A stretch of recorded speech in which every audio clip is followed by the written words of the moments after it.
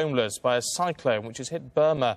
In some parts, it's thought 75% of homes have been destroyed by winds of up to 120 miles an hour. 5 regions in the worst affected areas have been declared disaster zones. Rescue and relief efforts are being hampered by roads blocked by debris, and many telephone and electricity lines have been blown down. People are surviving without water and power.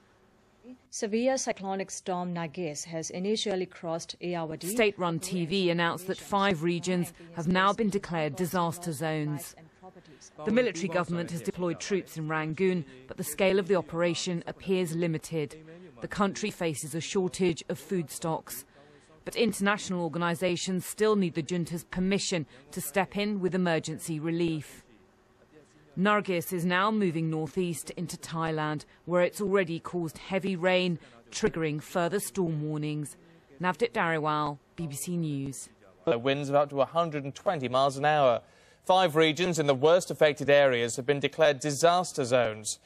Rescue and relief efforts are being hampered by roads blocked by debris, and many telephone and electricity lines have been blown down.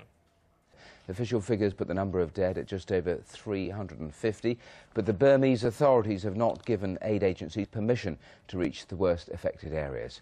Hundreds of thousands of people have been left without shelter and drinking water, according to the UN. Burmese state television said at least 90,000 people have been left homeless.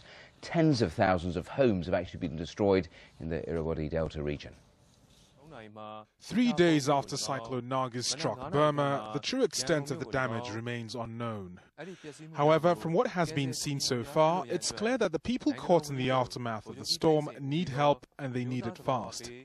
United Nations relief teams say they are ready to go into the worst affected areas. The Burmese military government, which keeps tight control over the country, has not yet given clearance to aid workers. The situation is quite problematic with blocked roads, etc. So it's very, very hard to get access to the affected population.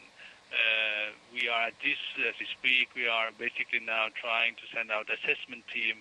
As you know, there are restrictional movements of internationals in Burma, but we are using a national staff who have a more easy access to the affected areas. Cyclone Nargis hit the Burmese coast on Friday, battering it with winds of up to 190 kilometers an hour. It devastated coastal villages and ripped through cities. People rescued whatever they could, inanimate possessions, and in the case of this woman, a baby. Burma faces sanctions, and its status as an international pariah won't make the rescue efforts any easier. The government has already said that a controversial referendum on a new constitution, which was planned for the 10th of May, will go ahead.